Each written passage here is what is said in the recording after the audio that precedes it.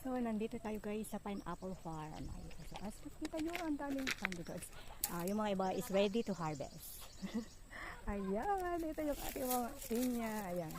Ayan yung ating mga pinya. Dahil nandito na rin lang tayo sa pineapple farm, subukan nating mamitas ng pinya. At yan, pinitas ko na ang isang pinya. Ang pineapple farm pala na ito ay pag-aari nila Mr. and Mrs. Reginaldo Noriada located at Curasay, Bagabag, Nueva Vizcaya.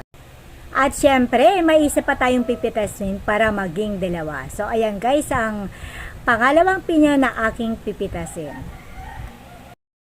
So ayan guys, tinatanggal ko na ang dayami ng pinya. So ayan kasi ang pinangko-cover nila. So, dalawa guys ang pinitas ko na pinya dyan. So, model muna tayo ng pinya. Cheers! So, thank you to the owner of Pineapple Farm.